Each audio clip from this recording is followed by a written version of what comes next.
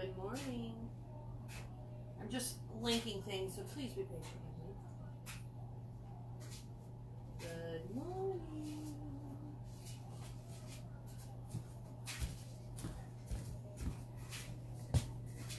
Oh my goodness, it's a rare sighting by Jamie's Lucky.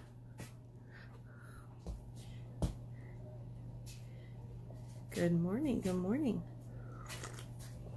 I giggle. I giggle. Oh my goodness, it's a rare sighting by Jamie's Lucky. I thought I turned my sound off.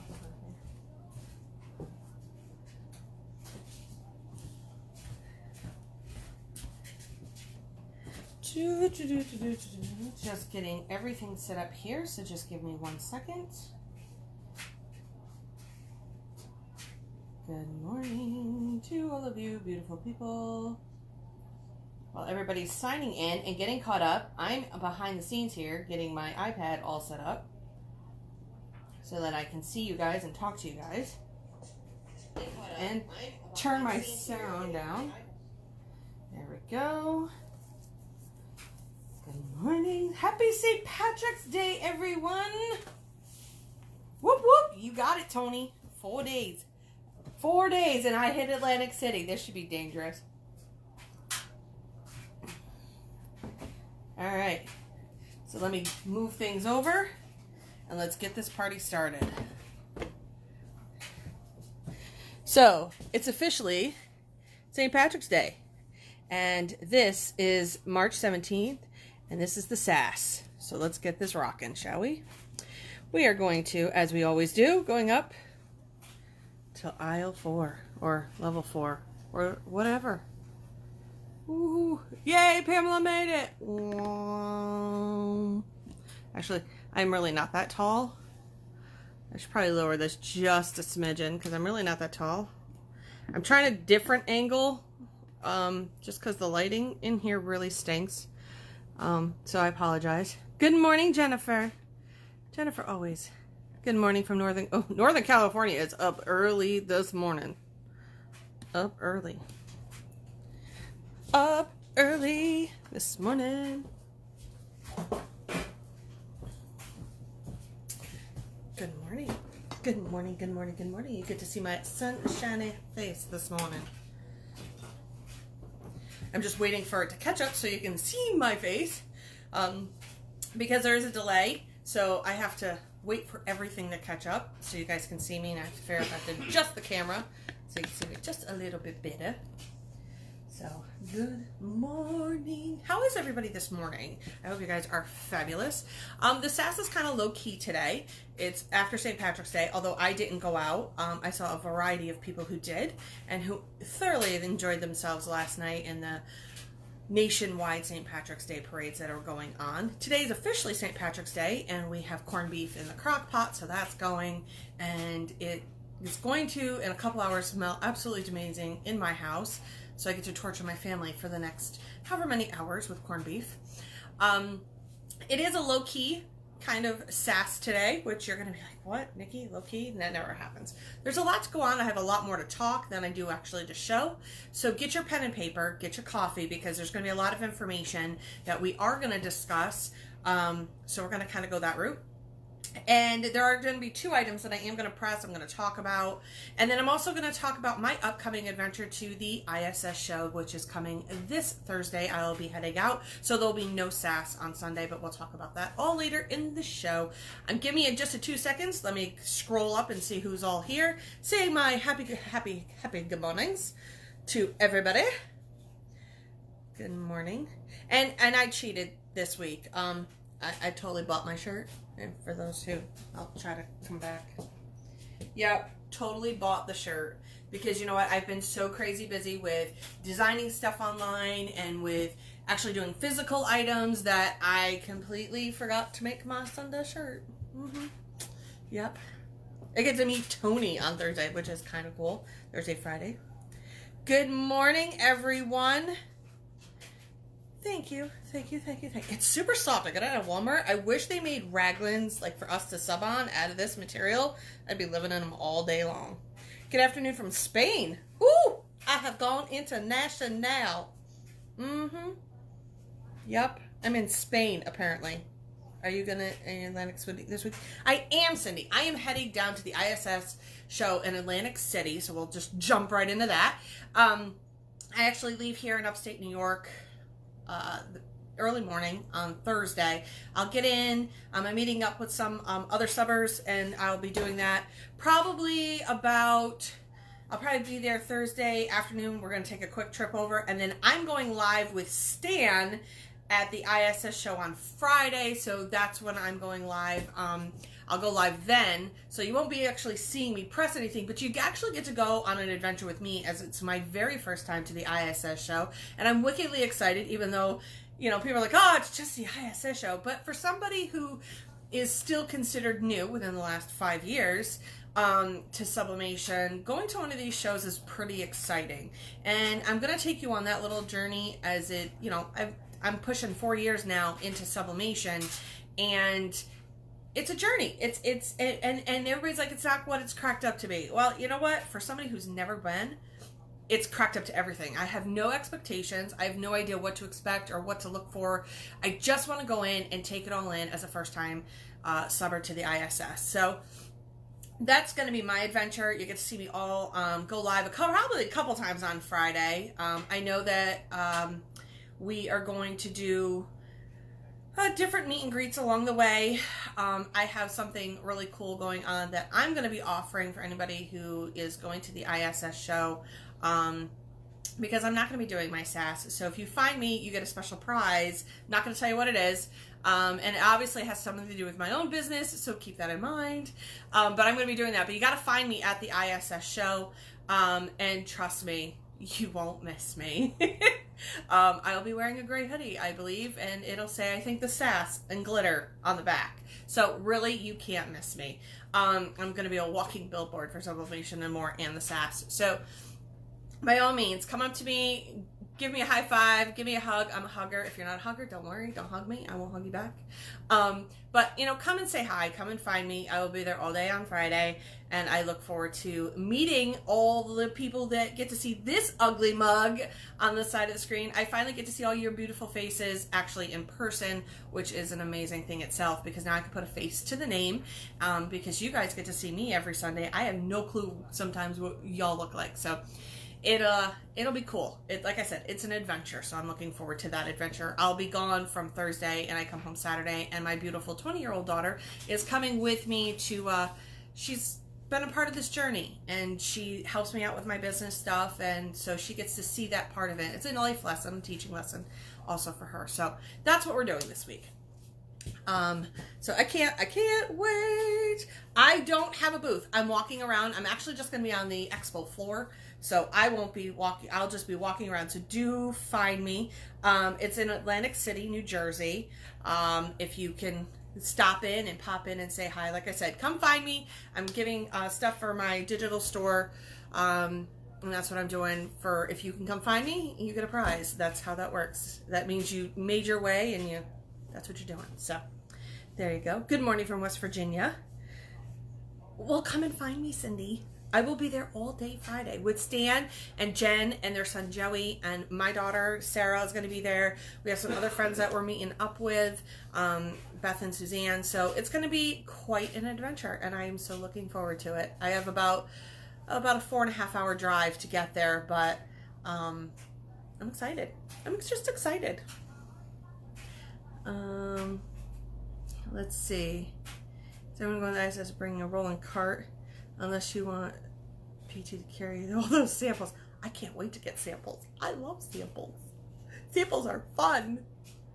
All right, so let's jump into some things. I'm going to talk first about festivals. Let me tell you what I am pressing today. I'm going to show you what I'm pressing. I'm only actually pressing 2 items because I have this brainchild idea that when I get back from the SASS and I start in with Mother's Day and all of that jazz, I'm going to do a whole baby SASS. I mean, everything and anything you can make for a baby shower and whatnot. And there's so many different things that you can offer.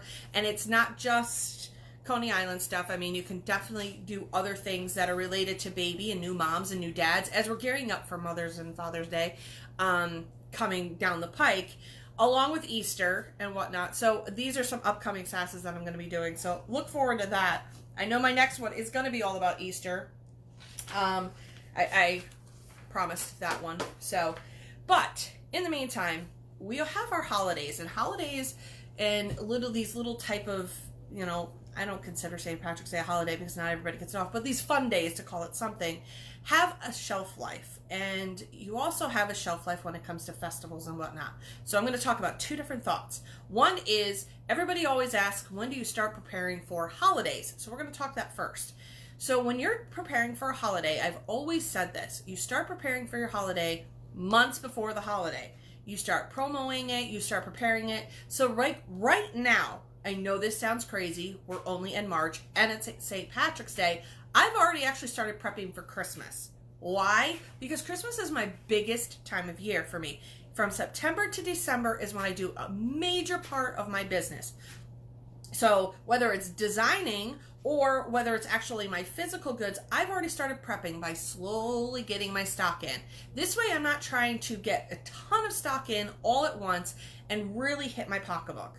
So figure out what your best sellers were last year. And if you're new to Sub, let's talk about that.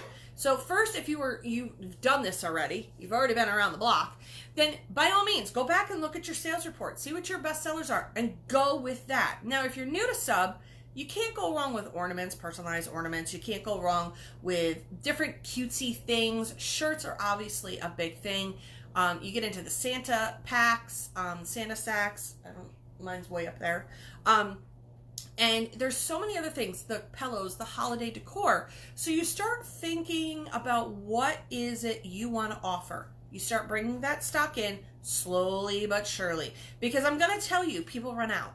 Okay, people run out. And then you're up a creek without your paddle. And you now have promoted an item you don't have stock for.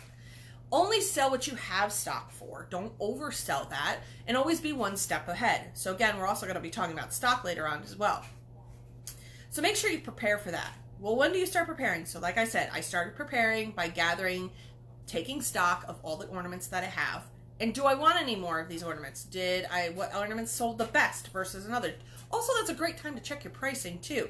Was your pricing too low, or was it high enough, too high? You have to figure out where your happy medium is. There is no right or wrong. I'm not going to tell you that because I am not the pricing police around here. It's all in what fits for you and where you are and what you do and all that jazz. So we're not even going to get into that debate. So you wanted Mother's Day? Mother's Day is in May. So here we are in March. You already have to have started gearing for Mother's Day. So for me, I have all my jewelry and my bracelets getting ready for Mother's Day. Okay, listen, I ain't gonna lie to you. Mugs are cute. Unless it has my kids' artwork on it, don't give me a damn mug. I'm just gonna tell you that right now. Unless it has my kid's picture on it, unless it has something to do with my kids, then I've got a gazillion mugs, and my children have actually sworn off I'm not allowed to make any more mugs for my mug shelf. So I have to, in order for me to make a mug for my mug shelf, I have to lose 2 mugs. That's the rule in the house. So think of other things besides coffee mugs to offer. Slates, photo frames, the jewelry. We did the Sublit decal. You could put a really cute, beautiful saying on some of the decal, put it on a candle. Think of things that you can actually do for Mother's Day, because that's our next sentimental holiday is Mother's Day. Now you've got Easter, and if we back that up, Easter we started planning in January. So you plan for January for Easter. It sounds crazy. Valentine's Day and St. Patrick's Day just kind of fall within the rigmarole.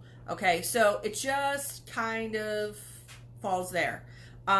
No, Stan's not here yet. Stan's still sleeping. Or he's out and about. Anyway, so you have that. And then you also, so now you've already started prepping for Mother's Day. And you can even start prepping for Father's Day because Father's Day is in June. All right, you've already started rolling out in your Facebook pages or your websites, wherever it is that you sell your goods, you should already be posting, or Easter should have already been out. Now you've got Mother's Day and Father's Day. You start destashing all of that stuff after Father's Day. You start destashing your Easter and your Father's Day and your Mother's Day stuff that you've pre-made. That's why I don't pre-make anything. But if you're doing a festival, which we'll talk about, we'll get to that later. Come August, you have better gotten a good, healthy amount of stock in, because come August, you then have Halloween, Thanksgiving, you have a back to school theme in there, and then you have Christmas. So by August, you should have already gathered all your designs. You should have already gathered all your product, because once September 1st hits, it's like a train. It just goes and goes fast. So that's how you gauge when you're doing it. If you're buying Christmas stuff in November, be prepared to not have what you need. And you've already missed the market. People are already shopping. People shop, and this is why everybody gets annoyed with the retail stores, shop 60 days before the holiday. That's what I always tell everybody. Make sure you have your product out and put there 60 days before your holiday, before you want to sell something. If you're selling something that's 2 weeks before and you're just putting it out, yeah, not likely going to get a good amount of sales. But we've been trained as a society that we start seeing stuff right away. I mean, look at it. Right after Christmas, we were seeing Valentine's Day. People were like, oh my God, it came, actually before. I think some Valentine's Day started going out beforehand. There's a reason for that. It's all a part of the mind game that you play. So get along, get on the game, and let's do this. So let me just take a quick break while I breathe. Just like retail, they're 6 months ahead. Exactly.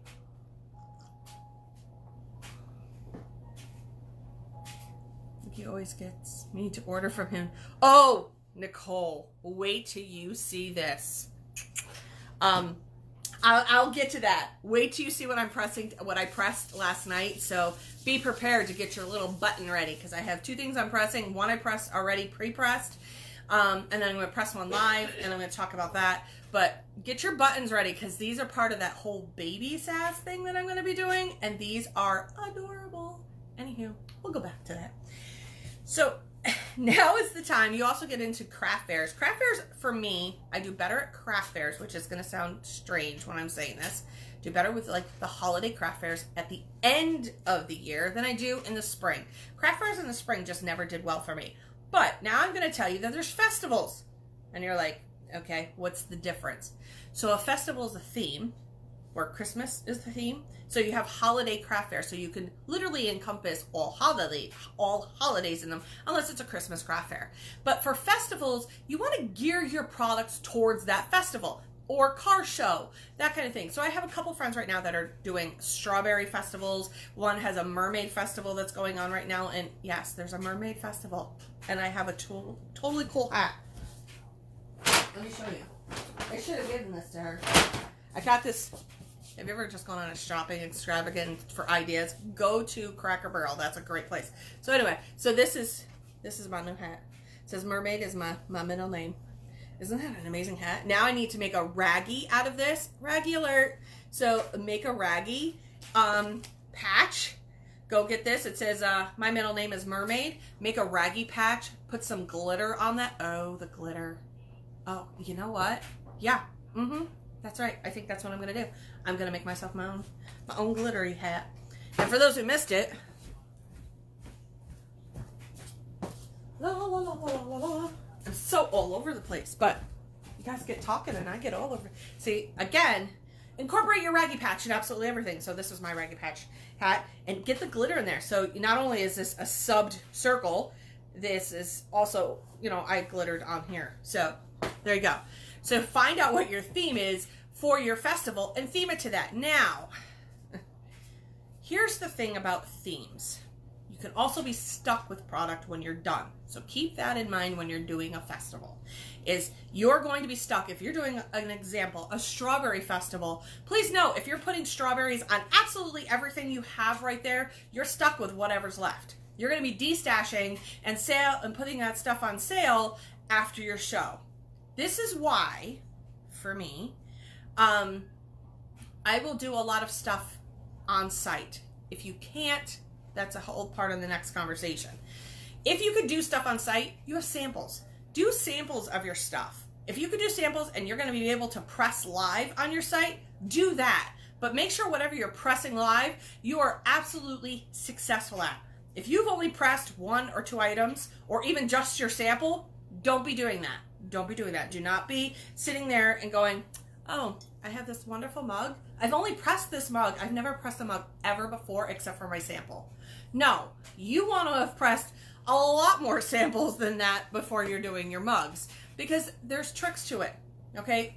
And I know that sounds crazy. Now, I'm also going to tell you, if you are outside at these festivals and you're bringing your heat press and you're bringing your mug press, note this: weather can also affect your heat presses. People are going to think I'm absolutely crazy, but I was at an outdoor festival for our local school, and the wind was not helping my heat press because it kept making it kick on and off because it was cooling and heating up and cooling. So you really want to make sure you're kind of enclosed so you don't have that weather to deal with when it comes to your heat presses. Protect your investment.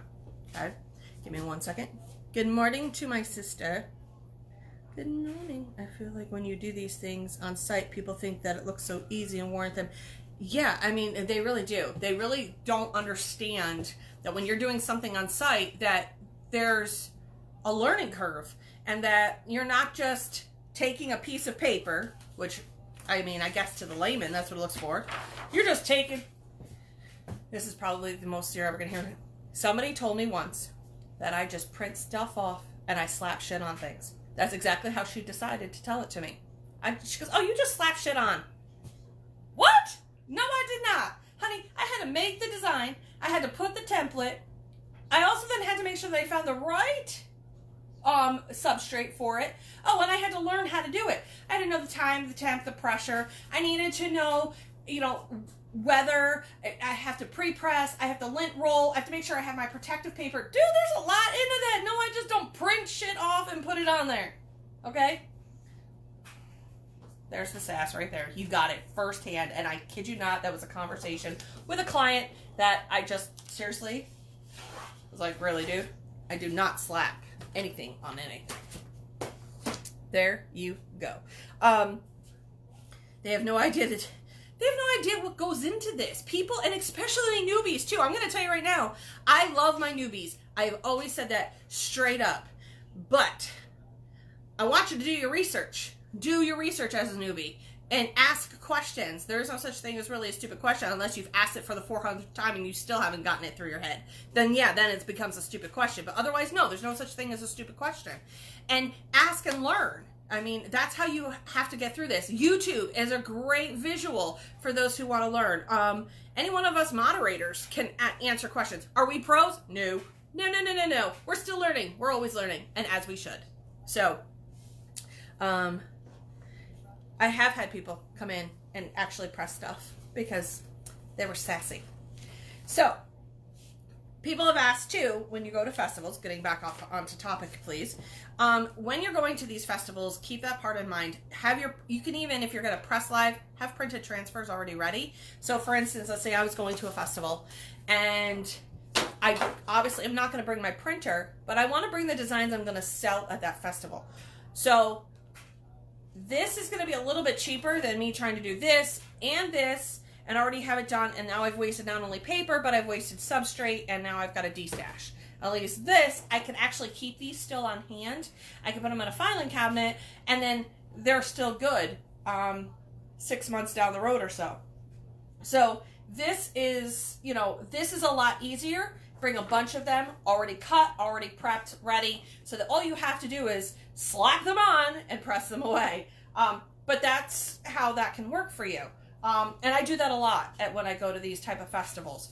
Also, when you go to a festival and you go to a craft fair, talk to the people in charge, okay? Get a gauge for the kind of people that come in. Get a gauge for the what people are looking for, how many people usually come through the door, because if you put on a really good festival or craft fair, the people who put it on have working knowledge of how busy their craft fairs are and how successful they are.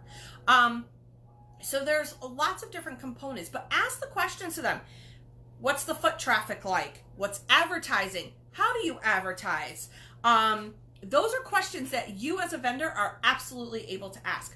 What other vendors are going to be there? That's going to be key too when you're trying to find things out. Then your space needs to be very shoppable. What is shoppable? Remember, we've talked about this in a variety of other SASSes. You want to lure them into your space. Make it warm and inviting, just like you would want somebody to be lured into your home. Maybe lured's not even the good word, but you want them to come in and be invited into your home. You want to bring them in, okay? Say, hey, welcome. This is my space. This is what I have to offer. I put 100% of my heart into my work, and here you go. You don't want just a standard table where people are just literally like cattle walking by.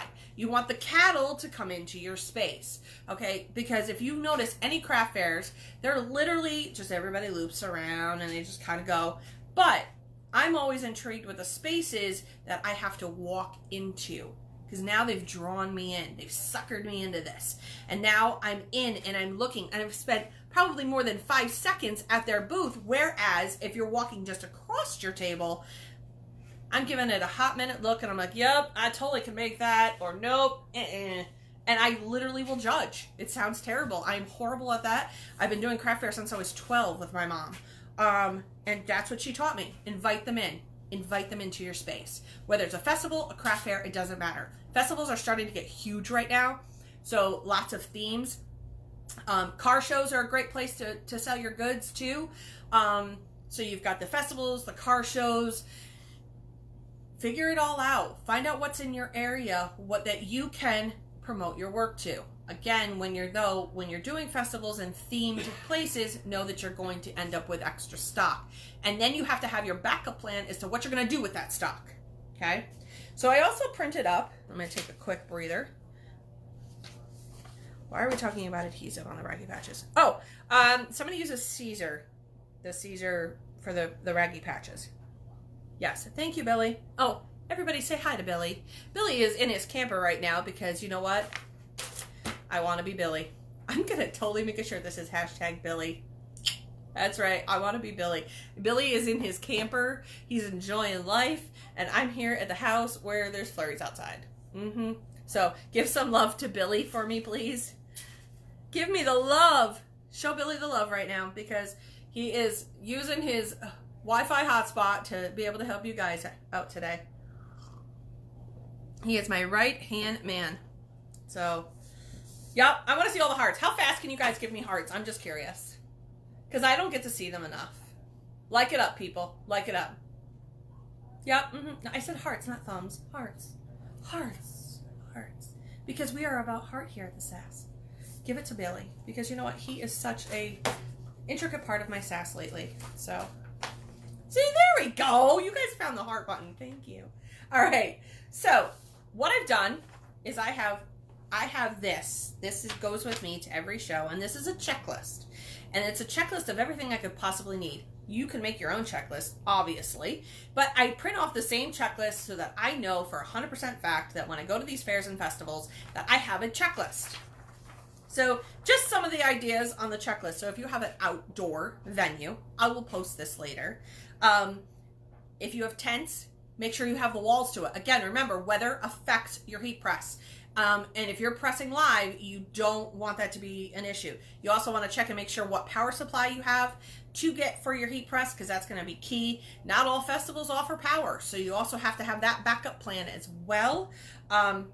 You have, your stakes and your weights for your tent. I know that sounds crazy, but you need to have that depending on where you live. It can be windy. Actually, it doesn't matter where you live. That's what you need.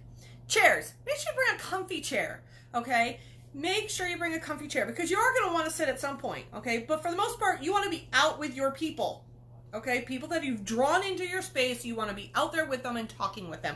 Be present. Don't always be that person that sits behind in their little chair working on their stuff and they're like, hi, and they're just working and they're kind of ignoring you. No. Get up. We sit all the time. Get up and be engaging. Look at the person eye to eye. Hey, how you doing? How you been? This is a great product. Sell yourself. Become your own entrepreneur. That's what you are. You're your own best advocate for your product. Okay? So get up there and talk to them. Notice little things. Oh yeah, I love your bag. Where did you get it? And that's how you engage in conversation and you pull them in, and now they're there still longer than a hot second, and they're now still looking at all of your product. oh, did you know I can put that same design on dot, dot, dot, dot, dot? Okay, so you're not only upselling what you have, but you're upselling to future products and future sales. Oh, here, just let me throw a business card. If you ever need something, trust me, I could sell you swampland in Florida in a heartbeat. And I can run you in circles and a half. So be engaging. Don't be that person that just sits in a chair. And as a disabled person, I try to do as much standing as I can because my leg just kills me. So I definitely try to make sure that I stand up. And that's something that my mom taught me. My mom's like, if you have people at your table, you stand up. You stand up and you engage with them. These were life lessons my grandmother and my mom taught me. You don't just sit in your chair. You have to stand and you have to mingle. And you go around other vendors and you go and you mingle. That's why you always bring somebody with you. Always bring somebody with you. Never go alone. Yes. Is the checklist and the price list the same? I'll be posting both of those. Make sure you have lights, your extension cords, tables. If you have risers can be wooden crates. Risers can be shipping boxes that you just put fabric on. Risers can be absolutely anything. Baskets, that kind of stuff. Make sure you rate all that. PVC pipe is huge. And if you notice, I don't know if you guys can see it. I always keep, hold on. Up there is a whole box of PVC piping because I make shelving and whatnot. And I just put wood. I literally will lay a slat of wood on there and I make different risers. I can make them different sizes, but I can break them down. And I love to be able to break them down. Hold on.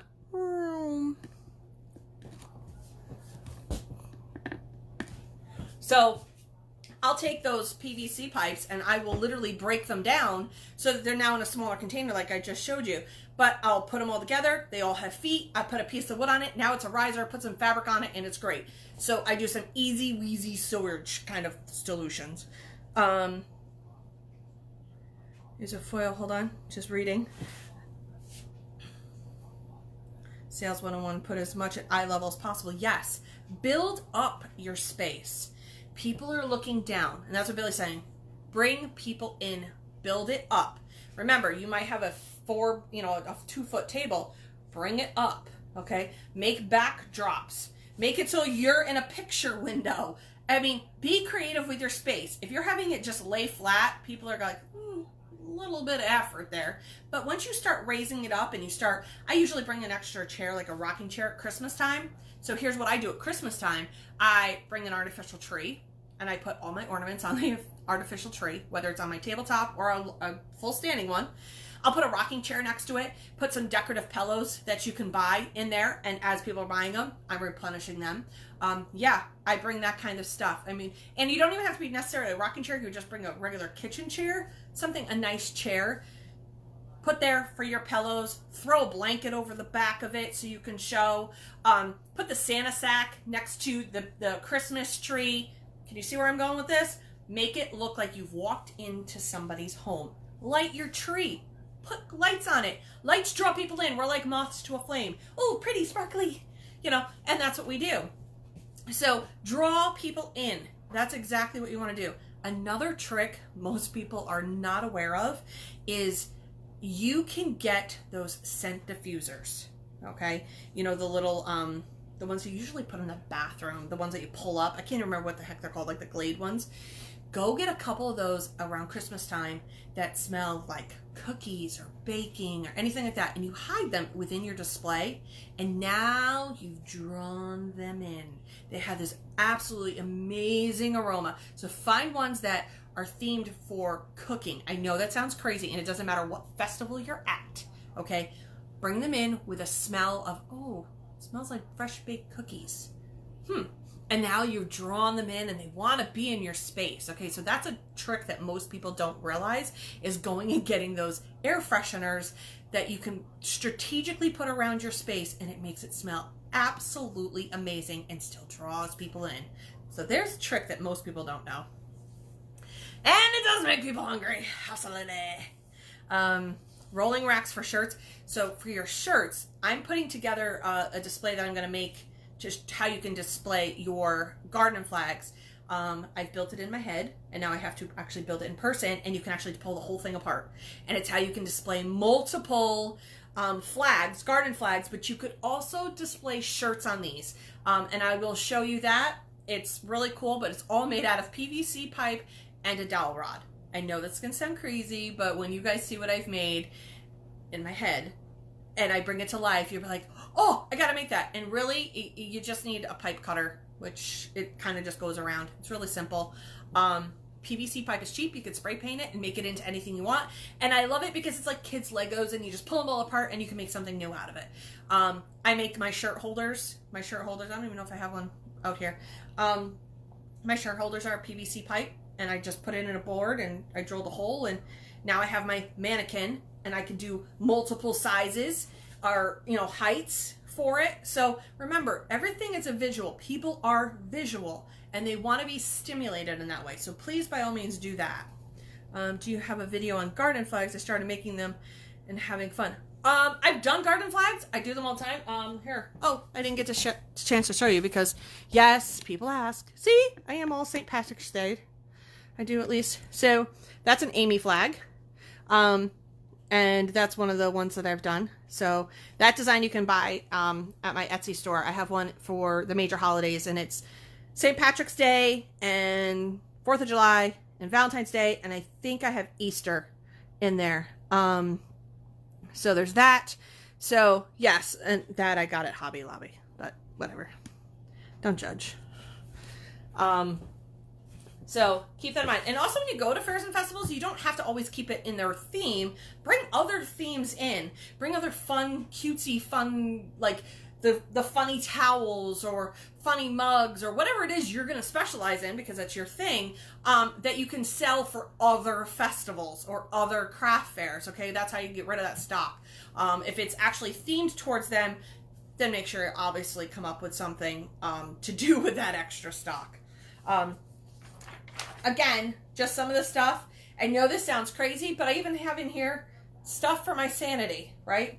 My glasses, a hat if it's sunny, snacks. I make sure I bring Tylenol and tissues and hand wipes, gum, Thin Mints, Band-Aids, like I said, hand sanitizer, lip balm, water, even a water bottle for misting, especially if you're outside. And if you guys are in the heat, I can only imagine how hot it is. One of Stan's cooling towels would be ideal for you guys who are in the South and you guys are doing these festivals outside. Get one of Stan's cooling towels because that will be a helpful thing for you guys.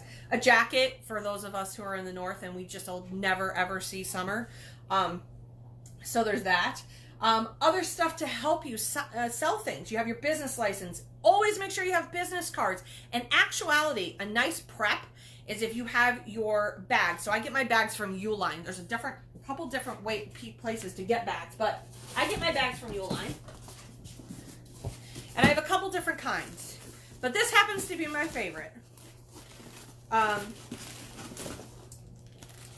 right. This is the Clear Deluxe t-shirt bags.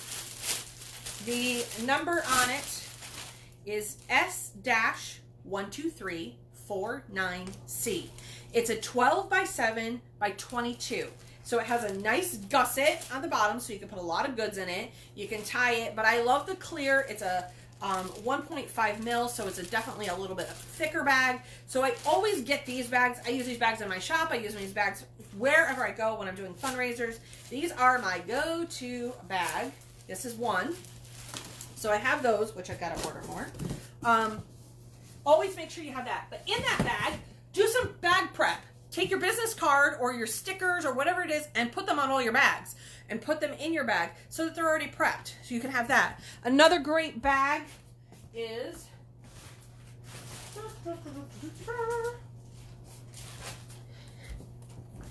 this bag is great if you're going to be doing displays and you want to keep it clean, especially if you're outside. You see how it has this nice snap on the top? So this is great if you're using a pegboard and you have one of the pegboard holders and you want to keep your stuff clean. So you could put a sample in front, but then you put all of your flags, for instance, in here. Whatever it is, put it in it. They come in different sizes. And then this way it keeps your product clean. Try to put your stuff in as much of a bag as possible, especially when you're outside in festivals, because if it's raining, the moisture gets on your stuff, dirt, wind, whatever. Protect your investment. So keep your samples out, whatever it is, but keep the stuff you're actually going to give people. Don't give them the sample. box it up, make sure it's nice and neat and clean, because I'm sorry, I don't want to be buying dirt, and I do not want my cup to be soaking wet either. So keep that in mind as well. Yep. That's a good one too. Billy's posting a display rack. That's a good display rack that you can use. How do you feel about music in your booth? I love music in the booth, as long as it's low. Now, if you're at a craft fair, it might not be a good idea because you might be competing with the music that they're playing, but you're at a festival, they might, but you keep that in the background. So I love the music at it. Do I tend to use it? Not really, because there's usually a lot going on and it's too much stimulation for somebody. So I play off the senses, in the sense of I play off of the smell, because now it's drawing them in. And avoid perfumey smells, because you will get people who will just completely walk away from you. I don't use pine at Christmas. I know that sounds crazy, because pine gives me an absolute raging headache. So I don't use pine. I don't use any perfumey type smells. I use the baking of cookies, buttercream, the sweet, because those tend to be okay for people who have sensitivities to different smells. Those happen to be more neutral. So keep that in mind. So stay away from the perfumey ones. Stay away from, because anyone that, like when you have those people that do the incense, I stay away from those because they give me a raging headache. So if you want to entice them and bring them in, give them the smells of like baking cookies, because everybody can tolerate that. Like I said, the buttercream ones, that kind of stuff. The apple cinnamon, that one can be a rough smell for some people. It can be very overpowering. So when you're going in the store, you're going into your good old Walmart, go and start smelling, or your Target, start smelling all the different candles, because you don't want to bring a candle or a wax smell. You definitely want to bring like the Glade. Smell all the Glade ones and see which one is not as potent that's going to trigger somebody's allergies. I hate pine. Let's see. Give me 1 second. Amy's fogs are crazy thick. Cooling towel. You want to see what a cooling towel looks like? I'll show it to you. Good morning, Joseph Poindexter. Yes, Uline is a great place for businesses. That's where I find my cooling towels. I'm not sure I can in my handy dandy closet here, because I'm trying to put it all away. I don't know where it is. Give me 1 second. I wasn't prepared for that one. You know, because, you know, I just wasn't. I'm not sure where my cooling towels are. Only because they're new. My cooling towels are really new. I haven't pressed them even. I just know that they're amazing. I just haven't done them yet. And I don't know where they are. And I apologize, because I just wasn't prepared for that one. At some point I will get my cooling towels out and I will press them. I just don't know exactly where they went to. Those are on my shirts. I apologize. So they're here somewhere in mine. They're somewhere in that magic cabinet back there. And when you have a sea of white, it's really hard to see what you're pulling through, especially because I think I have just about everything that Coney Island sells in the white category back there. So, getting back to our list, if you do credit cards, this is also going to go into our inventory too. Sometimes you can get a great Wi-Fi connection for your credit card use. Sometimes you can't. So always have a backup plan. Make sure you guys go to like a Staples and get yourself a receipt book where you can write down all the numbers that you need so that you can run credit cards, because that's going to be huge. If you've never taken a credit card, consider it. Square and PayPal, you can actually run them right on your phone. You can inventory everything, you can check it off on your list, and that allows you to not print, but email out a receipt to them. So that's a good thing to have. It means you can get on-site sales and you're not just cash and carry, because a lot of people don't carry cash anymore. So you want to be able to have that. So consider doing that kind of thing. I have both. I have PayPal and Square. It just depends on where I am and what I'm doing. But I have both. So, and some actually work better than others, which we can get into that in a later date. Bring in a counterfeit pen, which sounds crazy, especially huge festivals. Bring that in. Make sure that your 20s are actually 20s. So you can go get those at Staples as well. make sure you always have change. Now, you want to have your lockbox, and you want to have, now if you're including tax, if your state is a tax state, and you're either going to include tax into that price, meaning if you're charging $10, are you going to add the tax on top of that amount? Or are you going to include it? Remember, then if you're including it into your sale or into that cost, it's going to take from your profit, unless you up the price a little bit to include your tax. I hope that makes sense for the way I just explained that. So you just have to keep that a part in mind. Okay, make sure you figure out what your tax is, so you have your coins, and you have lots of 1s and 5s, and you have a couple 20s, 10s and 20s. So I never have any large bills. I never have any 50s or 100s because people will give those to me. I always have at least 150 to start in my till. And let's see, so it's 150 I usually do, and it's usually 50s and 1s. Sometimes if it's a big festival, I might have $200 in my till, and it will be $100 in 50s, or $100 in 1s, so that I have enough 1s, and then the rest is 5s and 10s and 20s. Mainly 5s and 10s. I have rarely, I might have 2 20s maybe, but it's mainly 5s, 10s, and 1s that are in my till at all times when it starts.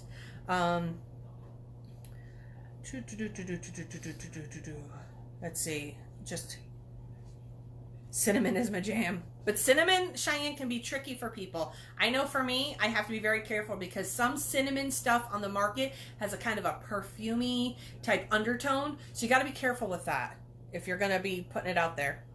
Good morning, all those who are just joining. I love you people. Good morning, Linda. Linda's in the house. When I get started with sublimation for 500 or less. What? Two-sided. I have no idea what she's talking about. Sorry, Craig. Okay, so I'll put this up here. It's just a basic list. You can go in and add lists that fit your needs. Now, somebody asked me when I said, well, what am I going to do on the SASS? How do I track inventory? Well, I have my little spreadsheet. Now, here's the thing. I go old school. Okay, I go absolutely old school when I do this, and it's really the simplest process when you're going to festivals or craft fairs, how to track your stuff, okay? I give every product I have has an ID number, as yours should. Get your Excel spreadsheets out, people. Really.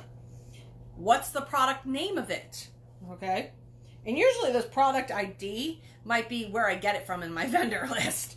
My notes, if I had multiples of something, whatever I wanted to put there. My starting inventory. So before I even leave my house, okay, I inventory everything I'm bringing. I have my inventory sheet. I know this is going to sound crazy. I only inventory at my house. Why? And I'll explain.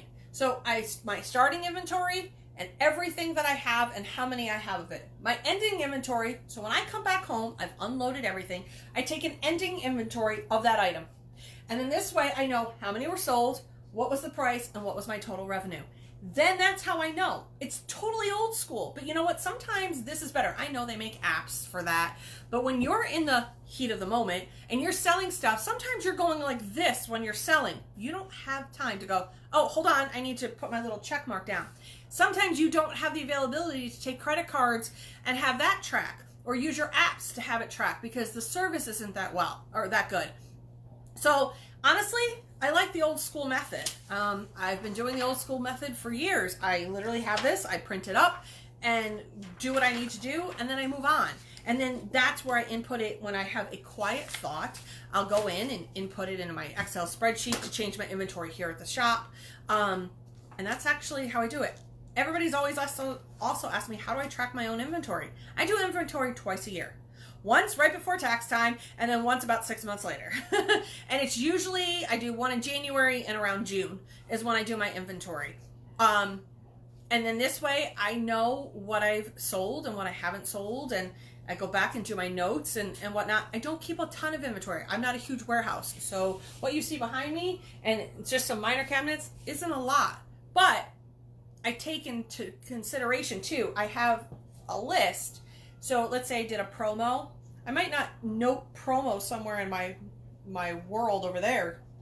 I'll just write bracelet, promo, and what I gave it for, so that when I go to do inventory and my inventory is not matching, and where did this bracelet go? Oh, I gave that as a promo. Okay, that's where it is. Then I go and I note it in my Excel spreadsheet. So this is how I do it. It's pretty old school when it comes to craft fairs and vendor shows, because this is how I track it. Yes, you should have receipts. Yes, you can hand write out the receipts. That's awesome. Great. Yay for you. I don't. Flat out, I don't. The only time I have a receipt is if they're using a credit card and it gets emailed to them, or if I'm taking a custom order. Then that's the only time I actually use receipts, because those things you're going and you're doing, and sometimes you have multiple people and there's too many things going on all at once. So in this, keep it simple, stupid, this is how I do it. So before I move on to pressing things, let's see what we have in the question category, and let's see how I can help you further that whole thought. I'm a stay-at-home mom and want to make money. I'm a stay-at-home mom too. I've been a stay-at-home mom. Let's see, my daughter is 20. I've been a stay-at-home mom for 19 years. So I will never turn that away, ever. That is my title. Will you be able to upload these as well? Of course!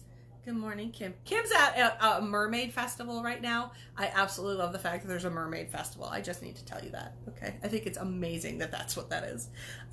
Yes, I'm going to post my blank sheet here, this one. I'm going to post...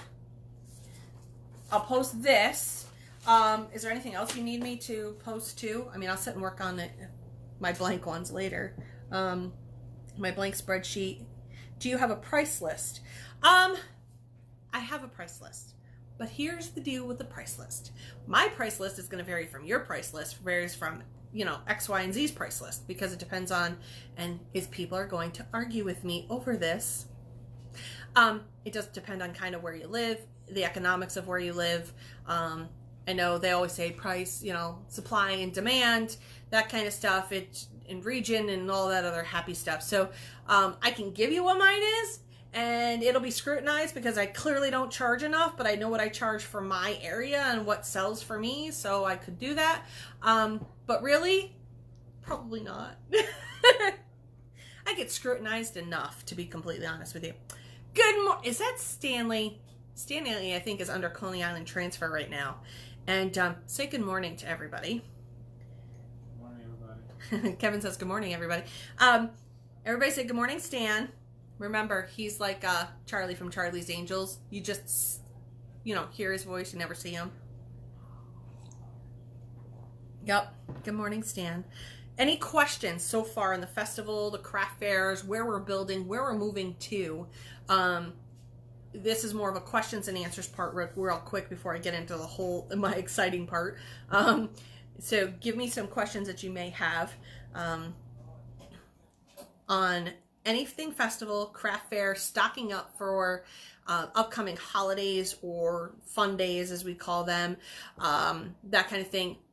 I know there is some things that we can discuss too, is themed birthday parties. I posted a design. Here's a design idea. People were wondering over in our graphics group, at our Sublimation and More graphics group, I posted what looks like a coloring book page. Just so you know, you cannot just go Google searching it and just take somebody's coloring book page. You actually have to create your own in order to sell it. So I had to sit and draw. Yep, I had to sit and draw a coloring book page. So you sit and you make a coloring book page, and what can you use those coloring book pages for? They're a great idea for putting together a birthday box. What's a birthday box? Well, you can take that image and you can put it on a t-shirt. We're going to use t-shirts as just a fine example. Put on a t-shirt and you can use the washable markers. And what it does is it allows, if you use the washable markers, the parent can then wash it and then the kid could draw all over it again at another time. Or you can give them permanent markers and they can fill it in. So basically they're coloring on their shirt. You've just sublimated a coloring book page onto the shirt. Now, it doesn't have to necessarily be a shirt. It could be a flag. Just keep in mind, though, it has to be a fabric, because if not, and that's the least expensive option for doing a birthday box. You can get into the sublimation markers, but I'm going to tell you this. You get 10 markers for $35. And if you're doing birthday party type themes and you're doing in-house type birthday parties, note, kids are not gentle with markers. They're going to destroy these markers. So that's not even a really good idea. As much as I love sitting and coloring and doing that whole sublimation thing for them, in the most cost effective for birthday parties and sublimation, that is not it. I've molded over how I wanted to do this. I would have to, if I have a party of 10, you want to buy at least 5 to 8 sets of markers. And think about it, $35 plus the shipping on those markers. That's absolutely insane as an investment for something that within 5 seconds a child could go tink and push the tip inside the marker. Your best bet, if you wanted to, is offer kids artwork.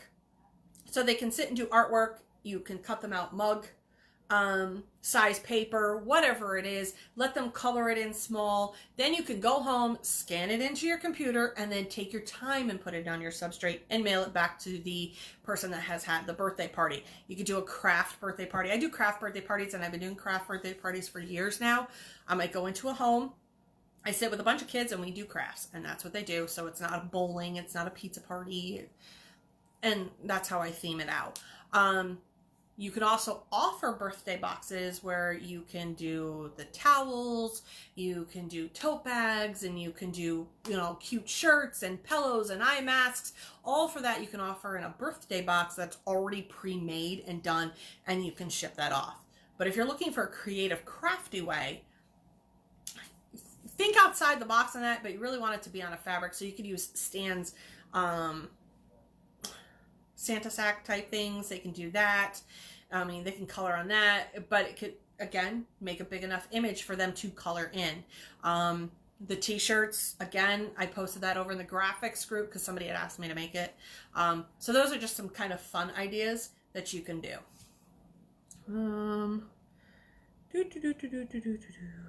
Exactly, I agree. And sales are depending on in your area. Internet sales are different. Absolutely. Nicole's gonna stop. What did I make you order now? I haven't even shown you anything. What did I make you order? Don't blame me. I just got here. Thank you. I bought it at Walmart.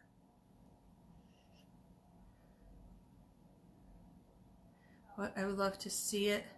Take a copy for me, Atlantic City, and I'll find you. Did I miss how much? Oh, did I miss how much inventory you take to craft fairs? No, you didn't miss that because I probably didn't talk about it. So how much inventory you take is completely up to you. Give me 1 second. I think my daughter's about to walk through the door. I don't know. I heard a car. Give me 1 second. I blocked my door, and I didn't want my daughter, who was supposed to be coming in, to open the door and make a loud noise. Anyway, how much inventory? That's a tough one. That's a tough one. If you're going to have it to where it's just samples, then you can bring as much inventory as you want. But if it's something that you've already pre-printed, that's a tough one to gauge. That's where you want to talk to the vendor host, to call them something, or organizer, who are part of that festival, and what's the foot traffic. Also talk to other vendors. There's a whole vendor network out there. Go talk to them. See what kind of traffic they got. Did they get a lot of it? Did they didn't? And so keep that in mind too. It's hard for me to gauge. I am all about even numbers, and I have this obsession with the number 8. So I always bring 8 of something. Why? I don't know. It's what I have. I mean, you can even ask my children, what do I have 8 of? I have 8 rolls of toilet paper. And once we get low on 8 rolls of toilet paper, I need to go get more toilet paper. I have less than 8 rolls. That's how I am with a lot of things. I don't know why. I just am. So for craft fairs, I just picked a number. I want no less than ... per item. And that's up to you, what you do from there. That's just me. Like I said, I just use the magic number 8 to give me something to start from. How long, it says, with everything that you bring, how long does it take you to break down for events? That's my biggest issue. It takes too long, according to my hubby, because they're always the last to leave. So, if you keep a lot of it already boxed, and if you have sample stuff, it's just your samples. Everything else is already boxed. But if it's stuff that's already pre-made and you're putting it out there, keep that in mind. That's where the number 8 might come into play. I also am extremely organized. I have my boxes and my totes ready to go. I just drop them all in and off I go. I have labels on boxes that tell me what goes in that box so that I'm not questioning it. So when I bring it home, I can look and go, okay, that's mugs, that's this, that's that, and I'm done. This is all for my t-shirts. Nothing gets mixed or just thrown in. Tote boxes are a huge, huge thing. Another good thing to actually have, which is insane, but it's the three plastic shelving, or not shelving, like a filing cabinet, but it's in the plastic, but they have the drawers. That's a great thing to put stuff into because you can just pick it up and carry it and it slides right in underneath your table. There's lots of different things. Keeping yourself organized is absolutely huge. Have a little file folder for your, if they're small, have a file folder for all of your transfers. So and they're all labeled. Okay, so you have all your transfers and you have them in your manila folders and you have them labeled cats, dogs, whatever your theme is or whatever it is, and you have them labeled. So all you have to do is go, okay, there's that one, and they're already labeled. So already have that box there so that it's labeled for you. Make sure whatever's in that box is what goes in that box. That's what's the most, if you're just kind of just throwing things in because that's how you boxed it up originally, that's how you're not going to get out of there fast enough. But if you have it, these are my mug box, this is my shirt box, this is my slate box, then you know, and they're going to be a wide variety of boxes. So go raid your Home Depot or your Lowe's or your Target or whatever place, even your dollar store that sells the totes. They come in huge. And you might end up with a ton of totes, but one, it's great for organization. And two, it's great for packing when you go to put it back in your car, because I don't know about you, but sorry, now I have that song in my head. Random thought scroll moment. It helps me to pack up my trunk a lot easier. I also have in my trunk is I bought a little dolly, and it's one of those collapsible dollies, and I pull it up and I can stack all the boxes and I can roll things. Dollies are absolutely a great thing to have. It's always in the back of my car. It's actually where it is right now. So I don't have to carry in all these boxes because I am disabled, so that my leg just gives out sometimes. That dolly absolutely was worth its weight in gold. I want to say the dollies run about anywhere between $35 and $40 or so. They're collapsible ones, so it's literally, it comes down, so it's only this thin. I pull the handle, the bottom drops, the wheels come out, and I can lift it up, just like you do like a rolling suitcase. Suitcases are also a great storage solution. Sounds absolutely crazy, but because it has wheels, he's all right. Because it has wheels, you can roll it and take it with you. You can put dividers in there, whatever the case may be. I don't tend to use them, but it's not a bad idea.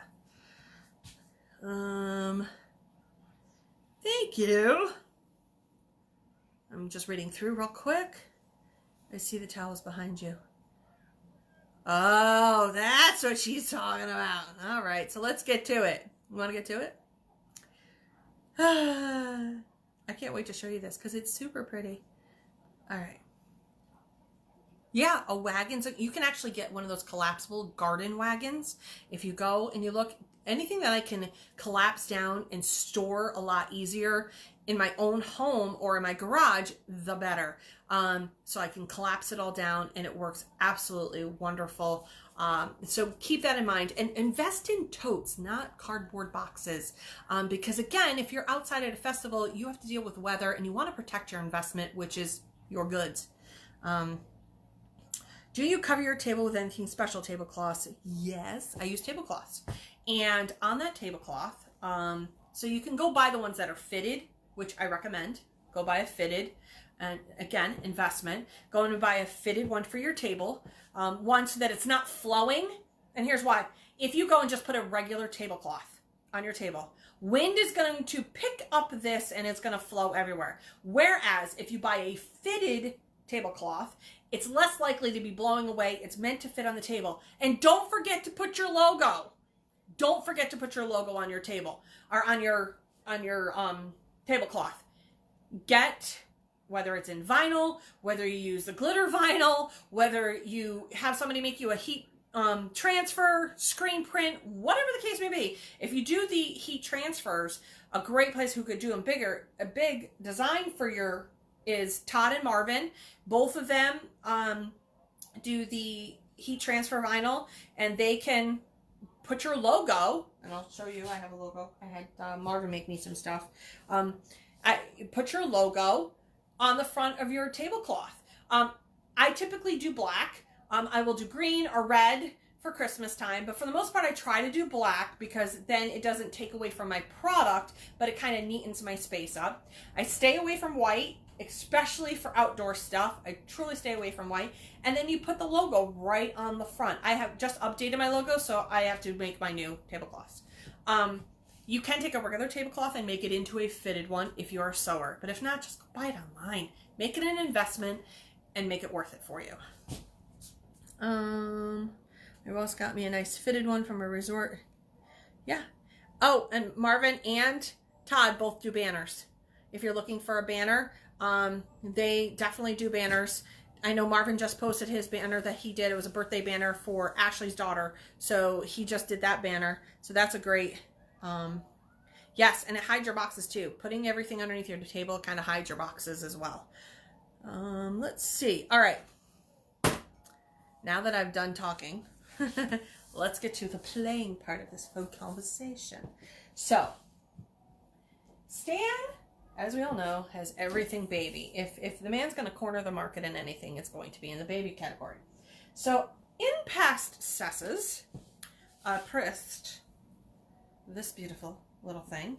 I'm going to laugh. I'm going to start laughing at this because this became the absolute most comical conversation I had with everybody because I totally got snotty because I had no idea what anybody was talking about.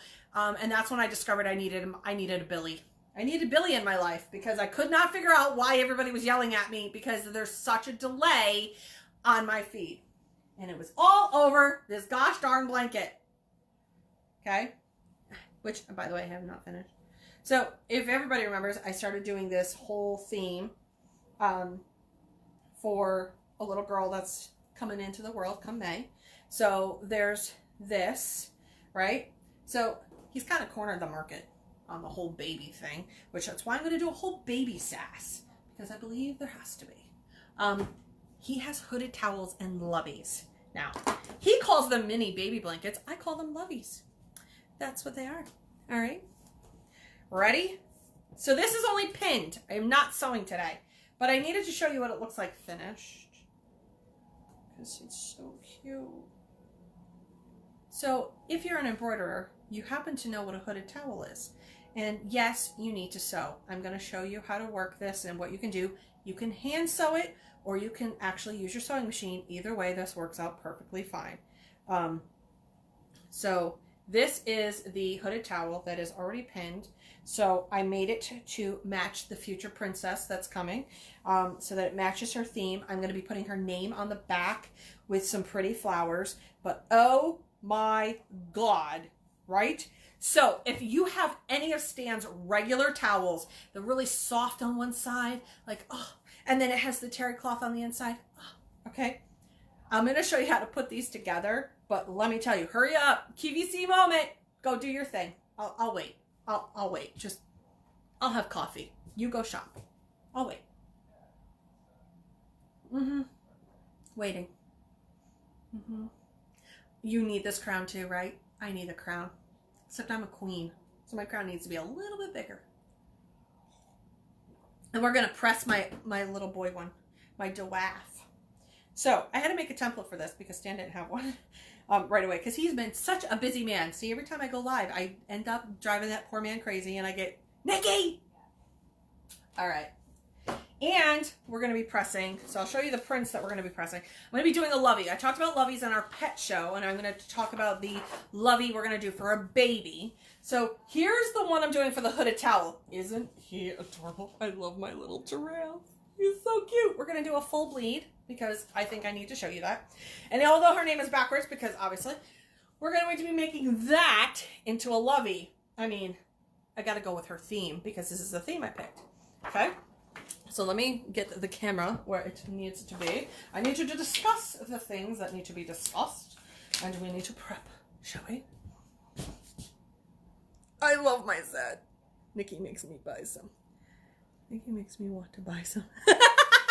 Stan says, I make Stan want to say, I'm really good at my job, apparently. Okay. All right, we are going to be going down to floor number 2, because we're on floor 4. All right. Actually, let me bring it up just a little. You know, I'm old school, but whatever. You guys are so used to me by now, it's not even funny. Okay. Before we prep, okay, so here is the template. This template has what I call an overbleed because, and I have to explain the overbleed. It's a little bit bigger than most normal bleeds, and here's why. If you look at these, okay, it's just the nature of the beast because it's a fabric, and you're taking 2 corners and you're coming, let's see if I can see that on the camera. You're taking 2 corners and it tends to make this dip a little. That's actually quite normal, and anybody in the sewing world will tell you these corners will never be 100% perfect. Okay, it's fabric, it pulls in different directions. So keep that in mind when you're fighting with this, okay? So, although I have already pre-prepped, I must prep again, shall we? This little contraption is probably my favorite, okay? You see how much lint? This was from the blanket, the lovey I did last night. So, and I like that I can pull it off because I'm all about in the green category as much as I possibly can. Pull it off, right? And I like this. For all of Stan's stuff, I like the velvet lint roller. And the reason being is it definitely picks up into those fibers a lot easier and it grabs them. Could you use your sticky lint roller? Yeah, go ahead. I'm not going to judge you. I just want it to be, and I go in both directions, really get any of those blue fibers. Now, that I say blue, they're really not blue. Okay, they're just, they turn blue. Okay, and this really gets into the nap of the hooded part. Okay. Yes, you only do one side of these. Okay. I'm not going to do the back side because on most hooded towels you don't. You usually just do the front. Let me move my stuff out of the way. Usually only do the front, really, and it's what goes over the child's head. On the back side of the blanket or the towel, I'm sorry, on the back side of the towel, I'll put a design, a name and on there and whatnot. So there's your see? I got you, girl. Okay. So if you notice, if you can see it in my picture, I'm going to see if I can't get it a little bit different of an angle here because I think you really need to see it. There we go. I'm going to stand behind this for 2 seconds. Okay. If you notice, fabric bends and moves. Okay. So when I was making this bleed, I literally was making it, and you're going to want to literally manipulate this. Okay. It's fabric, people. So here's what I do. This ends up getting sewn in, but I want to bring it down as close as I possibly can. This is where I tape because I can't get the Pro Spray to do exactly what I want it to do. So yes, this is a little bit off. See, they're all going to be different. They're going to be different. I'm going to tell you that right now. If you're fighting with it, just know they're all going to be different. So this is why I had to make this as big as I had to make it. All right. Because hooded towels have this weird. So what I want to do is make sure that I get all of the corners. This will all lay flat. Yes, you can pre-press, and I forgot to pre-press it. So pre-press it first. Flatten it out. Okay, my apologies for not pre-pressing. Don't hate me later. I'm more into just showing you how to get this all taped in here. Okay, so you've pressed this all down. Okay, it's going to be a little bit. You're going to get, don't worry about it. There's a little bit of tiny bump. It's not going to matter. All right, so there you go. Where I start with these, I always start at the middle and make this go out so it's straight. And then I tape in the corners. And then I come up in here and you see how there's a little bit of a buckle. That's not going to matter. It's going to mold and form. You just want to make sure you're within this thing. See how it's more over here than it is over here. And it's just because, again, this is wonky. I can show you the difference. And it's just because it's fabric. It has nothing to do with the quality. It's just, that's the nature of a hooded towel versus a, a hard substrate. Hard substrates are hard substrates. They're pretty much standard. Where fabric, you have to deal with it pulling and how it's stitched, and nothing's 100% uniform. So in the fabric world, if you think that that's how it should be, then you need to just, I don't know. Okay, so look, here's the vast difference. So I'm going to lay this down. You see how these dipped? These dipped.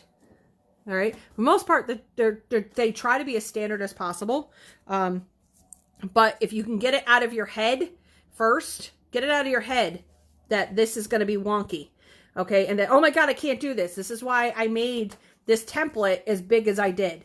And I'll stand the template because I need a lot of room for error. I'm going to make this just a little bit bigger. I'm going to notice on this side, I'll pull it out just a little, because you need to see, and I changed it. And I can tell you right now, this is the edge of the other one right underneath it. See how they're slightly different? So this is why this has to be bigger, when you're making these, especially for a full bleed, or if you're putting a design on it with an animal. I hope that makes a lot of sense right there. Not yet. No, I haven't put anything up yet. All right, so are we clear right there before I move this? What do you mean by no line? Huh?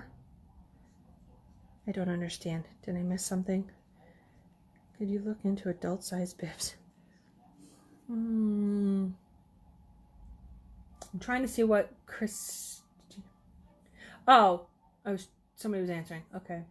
I have the lint brush holders for towels for no lines. Okay, so what do you mean by no line? Okay, quick before I move. So, when you press, this is what she's talking about. The lint roller for these. I had pieced this design together. Okay, there's actually a line there. But what this does, okay, and what Chris is talking about, is when you go like this, and you had to piece it together, it kind of hides your line if you accidentally have a smaller line. So if you go one way versus another, you know, if you go down, you can see all of a sudden there's a slight line there. But if you want the line to disappear, you just move the nap. And it's also great too for when you're doing shirts and whatnot and you want to get those press lines out, because it helps move the fabric, the threads that are now like this, kind of moves them back so they're more like this. Because that's what happens when you press something. It changes the look of the fabric. It gives it an indentation so it goes wonky. Whereas when you start to straighten it back out again, get the fibers where they need to be, then this is so I'll stretch and pull and use this. So I hope this answers that question. I think that's what Krista was talking about.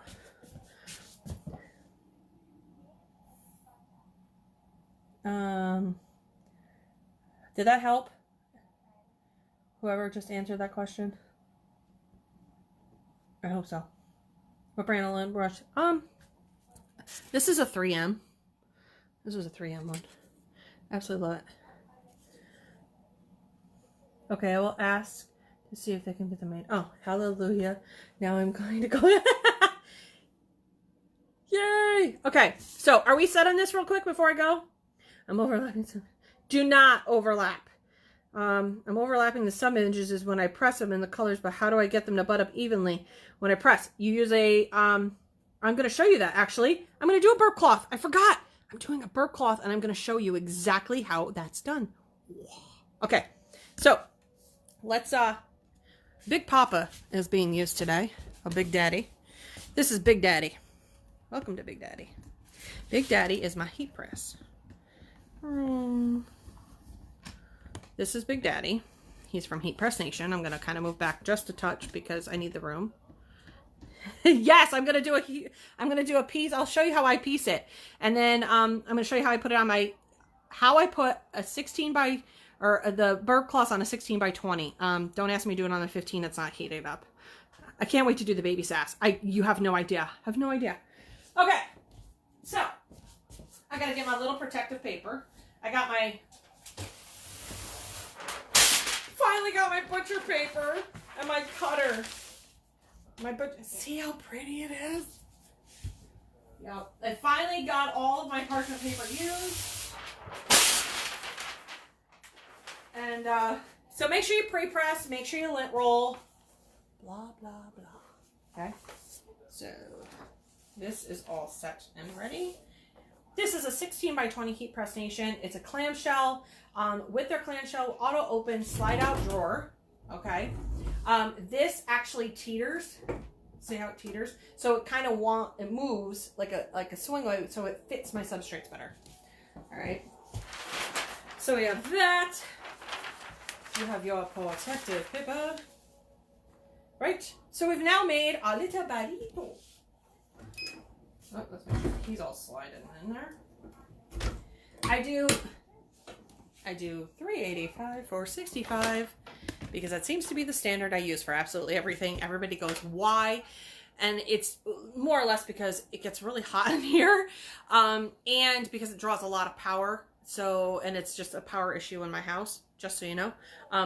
So it just draws a lot more power. I don't know why. It just does when it hits 400. So I do 385 for 65. So it's a little bit, sometimes it's a little bit less than what is recommended, but I do a little bit longer dwell time.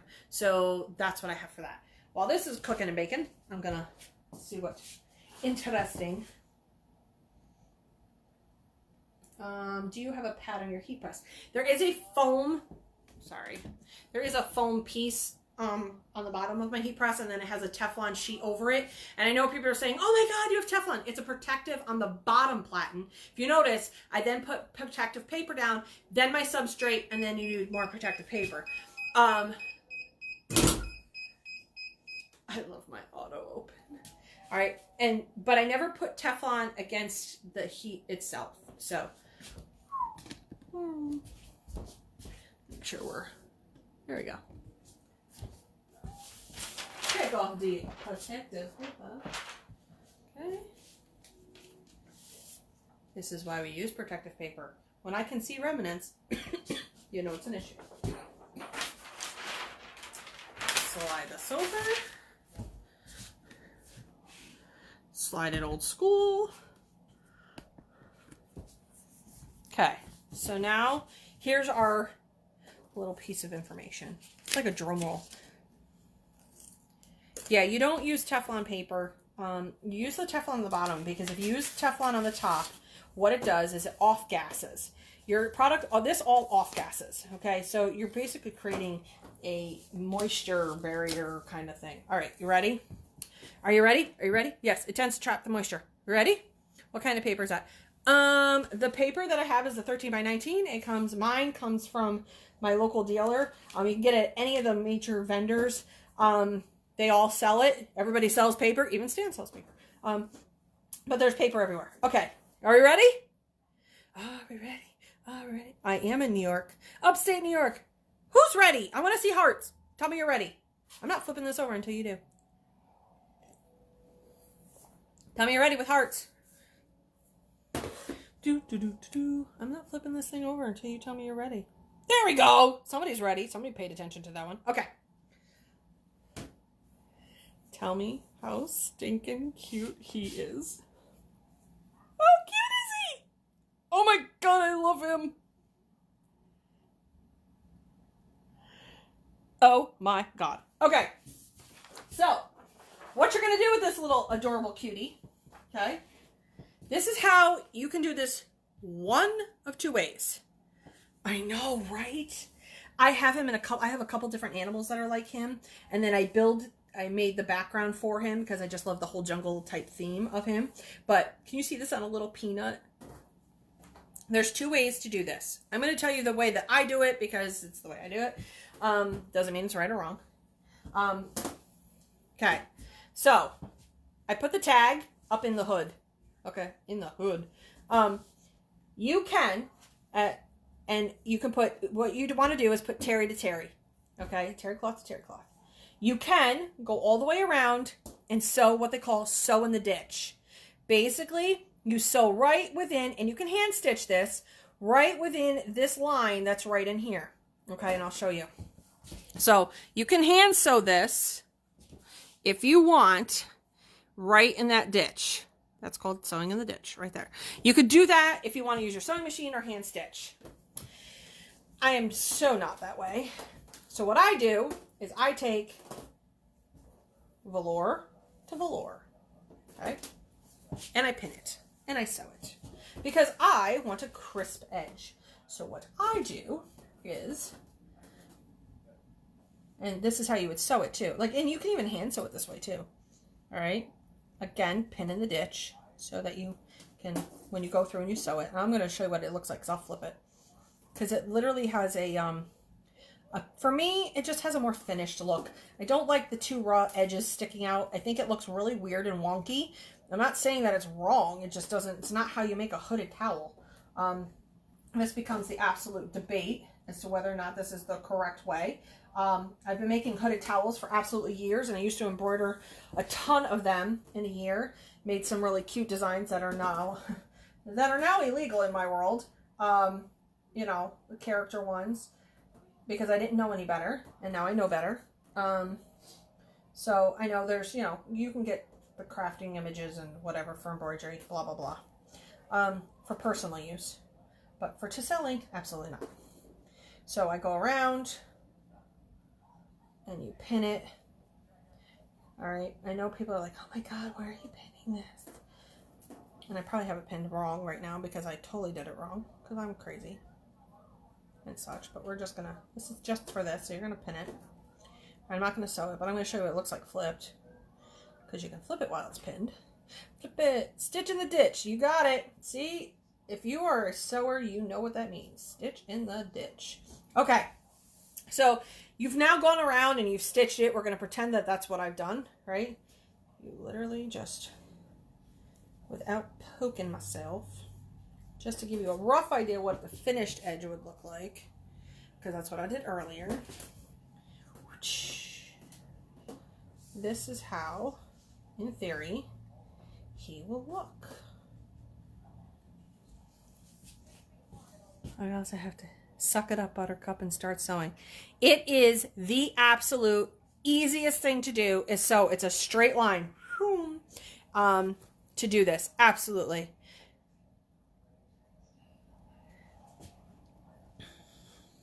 Let's see. Stitching just. What do you think about serging? I don't want to serge it because you know what? Because there's two serged edges. I don't want to serge it again. And I don't want my edges showing. I want this to look like it's all, you see how it's all pinched in here? So it looks really nice. And I want it like that. I don't want the two raw edges. That's how I make it. So it's a towel on the base and the corner is it comes with the hood. For the hooded towel, for the hooded towels that Stan sells, it comes with the towel and this little hood part. So it comes with it already made. You're not doing anything. It comes this way. And then you just literally can hand sew it or stitch it. You order for Coney Island transfer. Yes. See? He's going to call me later and go, you did it again. Nicole, I hope you got your hooded towels in there, kid. So isn't he adorable? So I'm going to be making creations over in our design world of all the hooded towels and the different hooded towel designs, just because these are so fun to make. I mean, look at that. And then you could put a name on the back with the same design. Good morning, Rita. So I'm going to put these designs. So like on the back, I'm going to put probably this much larger picture and put a big, huge G for Gemma. This one, I'll probably put him on the back in his full body. I'll probably put his full body on the back and some other design elements to go with it. So you can press that in the back and the middle. And if you want to press in the back and the middle, remember, this is your top. So when you're folding it and you're trying to find your middle, okay, keep that in mind where your middle is. All right. And you can, if you want to, pin a spot so you know where your middle is. And then you just literally, you're going to, hold on. Sorry. What you're going to want to do is make sure you fold it, find your middle. If you're going to put a design on the back, which that's what I'm going to do, find my middle, and then he's in the center. And press it there. But you want to press it on the diamond. Think diamond. Okay. You don't want to be putting your image this way. All right. When you're doing it. You definitely want it on the diamond because this is the part that goes in their head. So, I don't even know if I can even put this on my head without being stuck. Oh, I'm brave. I'm brave. Hey, you know what? It can actually fit an adult. What does that have to tell you? See? There you go. Now, how freaking cute do I look? Ow. Yep. Mm-hmm. All right, so this is pretty much what it's going to look like, and you want your design in the back. All right, facing in the same direction as the hood. Yes! Billy is a guy, and Billy can sew. All right, so there's that, right? Let's set him aside. So far, we good? Got my hairs all over the place. Good morning. Sassy One Canoe. Oh, Sassy One, can I be? Sassy Squad! You guys are my sassy squad. Mm-hmm. Don't I look totes adorable? I do. I look totes adorable. All right, let's get to this. We're going to do the lovey right now. Let's take off the paper because we always need some good paper. Let me get down in here because this is where I actually hide my papers on my shelf. And it's kind of out of the way. Get that prepped. All right. So last night while I was Skyping with some friends, I sat here prepping my blankets, but I'm going to do another quick prep just so you guys can watch me do it live so that you guys can't say I didn't. Again, I go in both directions, get as much of those blue fibers as I possibly can off. Doesn't necessarily matter when you're going to probably do a lot of like full color. These you can definitely do full color, full bleed. These are 11 by 18. And apparently my print is off. Why is that off? What did I do? I'm going to have to reprint that. I might. I don't know what I did. Let's see what I did. Because they're 11 by 18. What did I do? I printed something wrong. Why is it printing? Let me see. I have no idea what I did.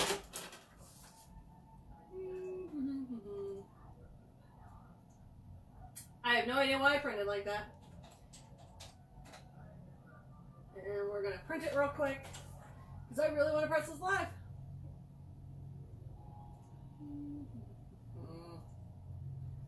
And print. And print and print and print.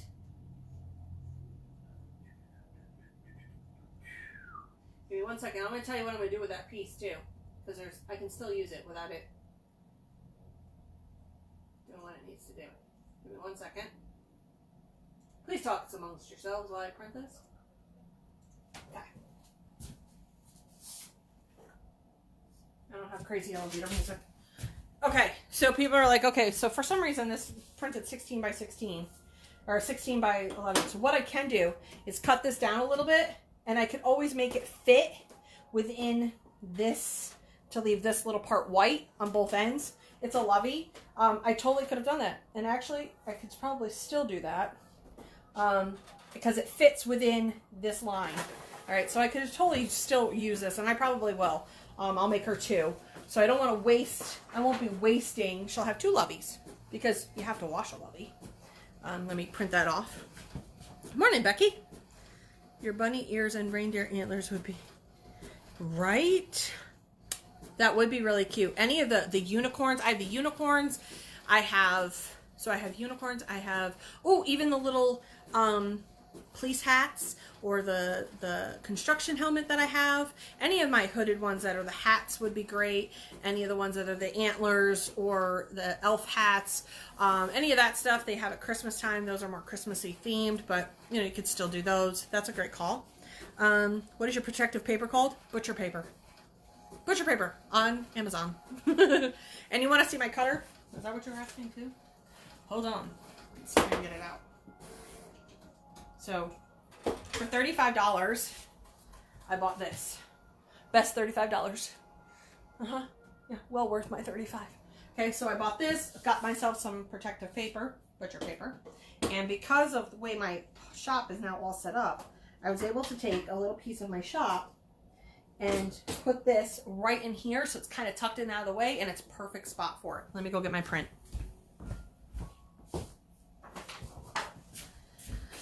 Okay, so that is much better. See, that's what it's supposed to look like. All right, find out where your top and your bottom is. So for instance, this is the top. So my tag goes on the bottom. Sorry. Okay, so I've already lint rolled this. I've done what I needed to do. Get it centered. This is a little bit wider than it needs to be, my print, just because I did it really quick. But normally my bleed would not be this big. Again, not sure why it's that big, but it is. Make sure it's just for purposes. I'll still be able to use it, which is great. So these are, I do 11.5 by 18.5. The length is correct. My width went all sorts of wonky, but that's life. So Yes, you can use your protective spray. By all means, use whatever it is you're going to use. I tend to not use the protective spray with the matte stuff. I tape it down, or with fabric stuff. I don't want that protective spray kind of on my fabrics. That's just a me choice. It has nothing to do with anybody but me. So there we go. She's all taped down, all ready to go. Like I said, she was already pre-prepped. I just lint rolled, just to show you I lint rolled. I was doing stuff last night while talking to friends. All right. Just for the record, I have never pressed one of these loveys yet. Okay. Just for the record. I mean, I've pressed Dan's blanket, so it's really self-explanatory. Trying to make sure it's all in my press, because this paper is rather large. Okay. Give me some more protective paper. I tend to use my protective paper a couple times when it's just on the top and it's like this, because there's not necessarily any blowout. I try not to use my bottom one, because you never know what you're going to see. But for my top one, I tend to use my top one a little bit more to get a little more life out of it. All right. Let's see how this works, because there is a little bit of an edge on that blanket. So I'm anxious to see how it does. When I do his bigger blankets, I never have an issue. So I'm assuming I'm not going to have an issue with these, because the loveys are the identical as the baby blankets, but they're just in a much smaller version. Great for baby shower gifts. You could put that with, they have the cute teddy bears that you can get at the other vendors that have the little teddy bear shirts on it. Put that with the lovey or any stuffed animal that you can sub on. Put that with onesie, put that with a hooded towel, put that with whatever you want. But that's kind of just a really cool idea when you're doing a gift idea. My heat tape is, I don't know, it's 1/2 inch wide. My heat tape's 1/2 inch wide heat tape. Could you do a main transfer size matching pattern for terry side? I don't think you can press on the terry side. I'm pretty sure you can't press on the terry side. Stan's gonna have to answer that. I've only ever pressed on the velour side of it. I've never pressed on the other side of it. Oh, okay, so just for the record, I can't use my top paper. I don't know if you guys can see this, but I can. Because it's the ink actually bled through, because it's a full press, so I'm not going to want to use my top paper on anything. I'm going to want to throw that, definitely throw that away.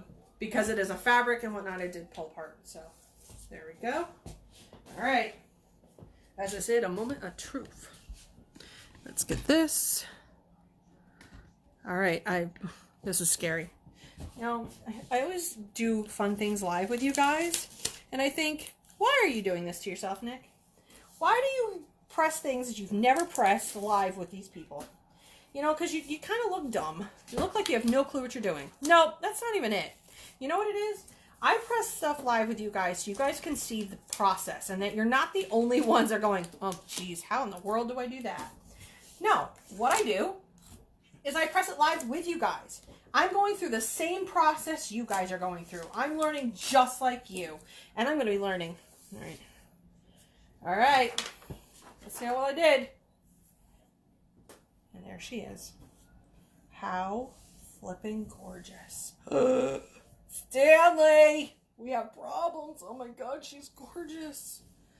Look how pretty. Oh, so the terry cloth on the back of this cotton, so you can't press on the terry cloth. Oh. Pretty. Yeah, you make me feel better myself. Isn't she gorgeous? Gemma is going to be like the most decked out. Oh my good Lord. How pretty. And she's so soft. Like, oh my God. And I mean the bleed. Look at the bleed. Let's talk about the bleed for a second, okay? Because there's the edge of that. I mean, yes, you could probably put an image on the back because this is a two-sided. I won't. I'll only do it on the front. But look at, I mean, even in the creases. Heavy pressure. I did 385 for 65. And she is absolutely, whoops, here we go. She's stunning. I mean, it's absolutely flawless. You're darn right you won't forget her name. Because Auntie Nikki is totally putting this on everything. She has got the best theme ever. Her mom let me design her theme for her room. So I was like, whoop, whoop. Yep, that's right. Isn't that gorgeous? I am so in love with this lovey. It's so cute. Sorry. Kind of makes me want to have another baby. Yep, the thought's passed. So, yep, that was a quick thought. The thought has passed. I hope they don't change the name of it. Right? Right? But these loveys are a great gift. I mean, like I said, we talked about this in the pet sass. These are great for pets when you're putting them in a kennel and whatnot. These are great little tiny blankets, but these are really great for little kids when they want to bring around the blanket. You don't want them bringing around this huge blanket and looking like Linus going everywhere. But you know what? This is perfect. And I'm telling you right now, I was in a room full of adults and they had the fleece, or they had the, what are they called? Yep, the scarves. And they literally sat there like this. Grown adults. We're texture people. If we like it, kids like it. So, gorgeous, right? Get on there. There's another QVC moment. Stanley's going to love me later. All right. So here comes the age-old question. How do you piece a burp cloth? I'm going to undo my burp cloth because I totally already taped him. All right. So when you're piecing a design, I'm not going to untape this. I'm just not going to do it. I've already prepped him. What you want to get a straight line is this guy. Now, I am going to show you using this guy just because he's got a nice straight edge and he is great for just showing you what needs to be done. I'm just going to cut this transfer just because it's easier.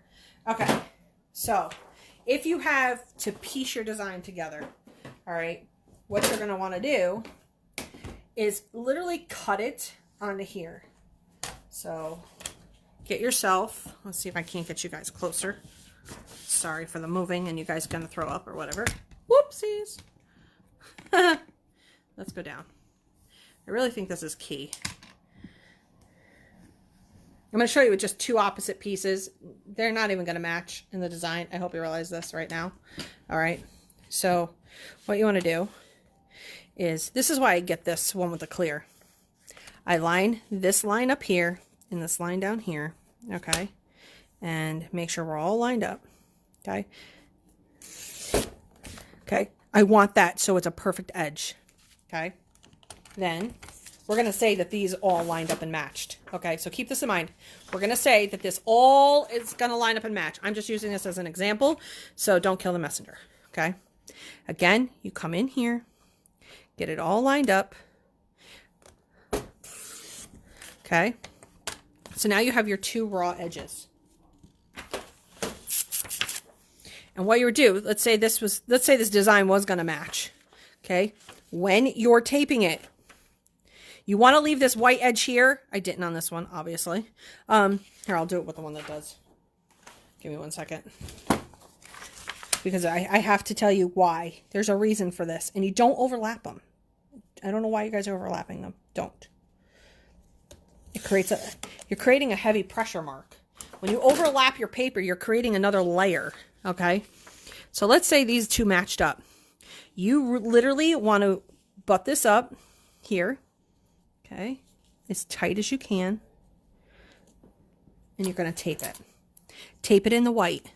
Do not overlap this, okay? And then you want to come down, and let's say there was this white edge down here. You want to push this top paper so it literally butts up as close as you can without coming over it. And it might overlap just a hair. Then you tape it, okay? So then you would tape it down on this edge. You do not want your tape anywhere on this seam. Do not tape it anywhere on the seam. You're creating another layer, which means it's another pressure point. All right. You don't want another pressure point in here. No matter where you're doing and piecing, you don't want a pressure point here. Pressure points create this. You'll see the tape mark. You'll see your ridges a lot easier. That's why you never tape here, and you always leave your white edge to give it a space to type. Oh, did you see my doggy? Did he walk through here? I didn't even see him. Yes, that's my Brady. No, that's okay. Yeah, that's my puppy. Okay, so does that make sense so far? I forget who asked me that. I don't know if it was Shelly or Stacy or Sharon. I know it started with an S. Does that make sense to you guys right now in this piecing? All right, that's why you really butt it up close. So this guy is already prepped. All right, he is ready to go. All right, so this is how this, I'm just seeing where you guys are. See, this is what I get to see, just so you guys know. Following along with the bouncy ball. Yes. Yay, Shelly. Okay, good. Okay, awesome. So now, let's prep the heat press here. So this paper's on in the garbage. Because this guy, you're actually going to want to put on your heat press kitty corner. All right. Now, here's one thing that I do so that I know where in the world is Carmen Sandiego. Sorry. Now, here's a trick that I do because I never know where my edge is. I actually press my paper. Here's why. I want to see where that edge is. So when I lay down my peanut shape, I'm within the parameters of where this heat press is.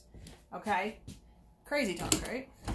But if you notice, I can then see where the line is, so when I go to line it up. All right? So, I forgot to trim. I trim around mine, and I forgot to do it. Give me 1 second.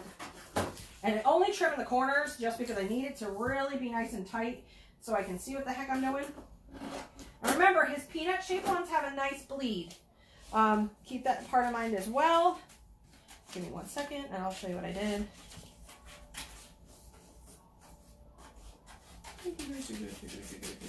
Okay, so I will flip this over, but if you put it kitty corner, it fits.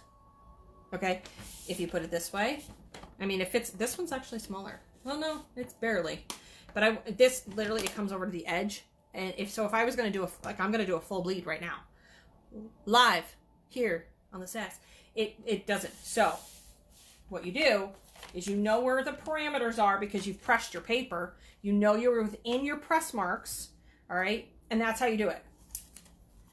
So then I'm going to flip them over. I round the edges, again, just so that it's easier for me. A little prep work never killed anybody, okay? I make sure that I'm within. I feel the edge, make sure that, you know, so there's the edge, there's that, there's that, there's that, there's that. And we are golden, okay? Let me make sure before I press. I did my blanket, like I do everything else in life, 385 for 65. Prep my paper. Oh, that was a horrible cut. Anyway, so are you ready? Whew. Okay. You know? Yep, okay. Wish me luck. Okay. So let's bring me up a little bit because I'm a little bit low. Wish me luck. So I have to press it twice. Probably. Do you have a smaller press? You might. I don't know. Let me look. I will show you how to do it on the 15 by 15. I'll just press a blank one. I won't press one that actually has an image on it. So So I can show you how you could do it on your 15 by 15 and how you work around that. But no, that's why I try to make a lot of the designs for the burp cloths that you can piece together easily and not have press lines. I'm working really hard at that, and that are not full bleed. There's a reason and a method behind that because, again, until you can master piecing, and a great way to master piecing is get some felt, print off some images. Even if they're this big as an image, you still have to press them. You still have to know how to piece them. So the best part is literally grab some fabric, print it off, and figure out how to piece, and then press it. Absolutely press it on your felt, and then you can see how your press lines come out. And do you have a gap? What do you have to learn? It's all part of the learning curve long before you actually put it on your substrate. All right. Yes, mine is.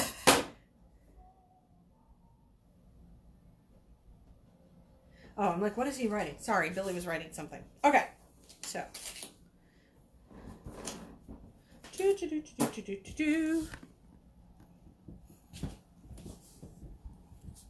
All right, so like I said, mine was all pieced together right here because I wanted to.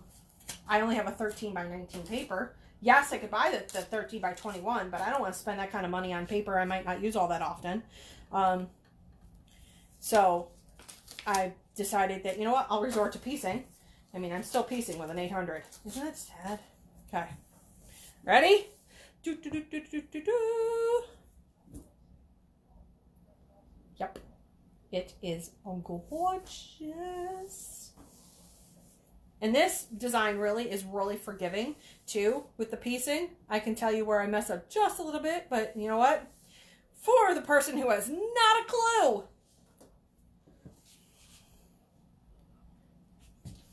Sorry. I forget where my camera is some days.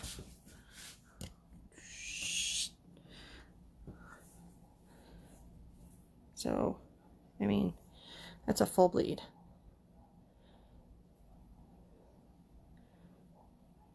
Full bleed. Very forgiving. It's gorgeous. It's stunning. So, I mean, think about it. I have themed this little girl out. She is going to be the best themed baby ever. Ever. So, where's Gemma's blankie? Where did I throw her blankie? I don't know where I put her blankie. I don't know. Goodness gracious. Where did I put Gemma's blankie? She'll have her. See how this theme all of a sudden works? So this is why I say theme it out. There's her blankie. Okay. So I have, sorry. I have the peanut. And this is why I buy the peanut, because it goes right around my neck.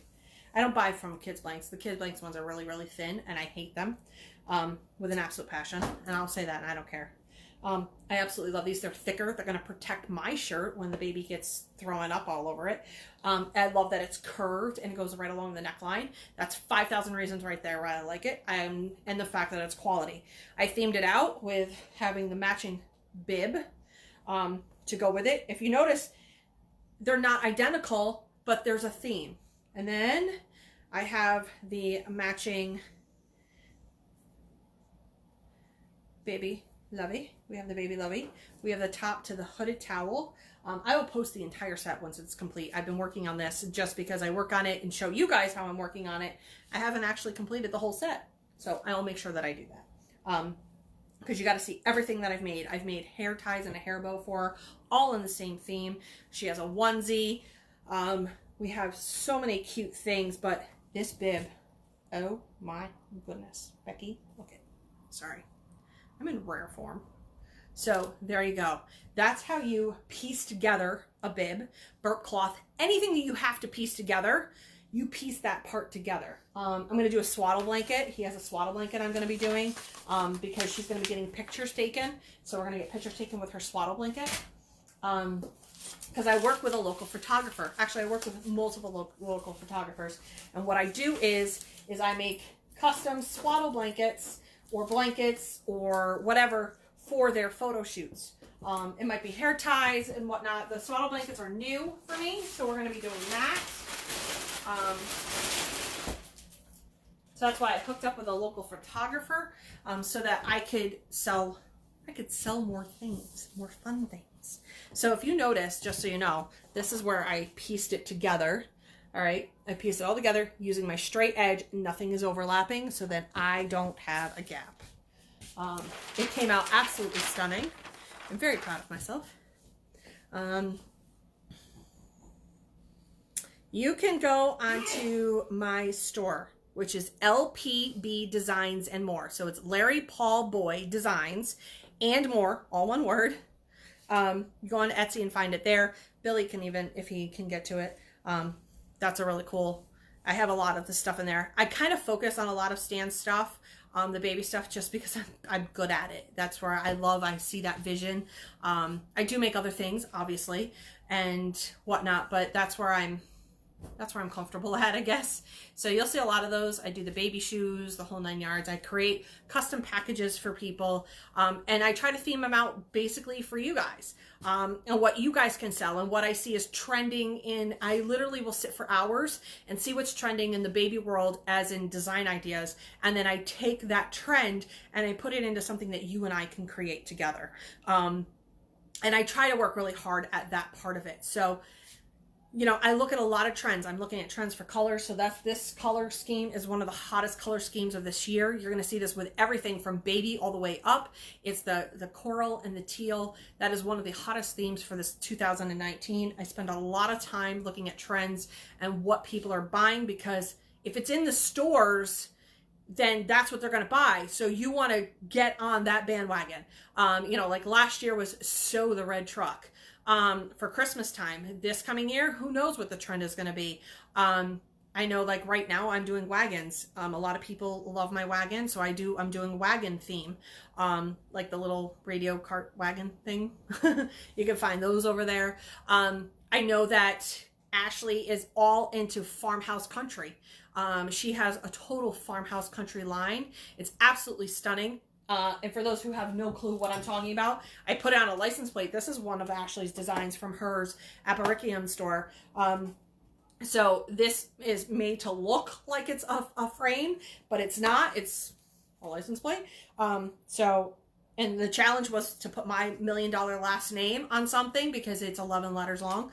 That was a challenge of finding something I could actually use for my own last name, which means other clients can use it.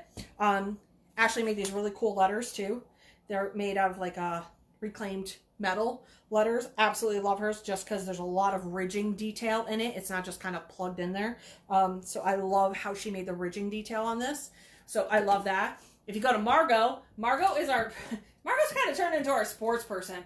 She deals with cheer bows and socks and all that. But again, she can theme things out for you to go. And sometimes we kind of build off of each other's themes so that we can offer, because what we offer in one substrate, she might offer in a different. So we kind of build off those themes to help you guys for your shopping. Not necessarily for your wallet, though. I have to say that. I mean, and just so you know, all three of us allow you to use our mock-ups. We work really hard on our mock-ups. We allow them so that you can gauge interest for your client. Why buy the horse if you don't know anybody's going to ride it?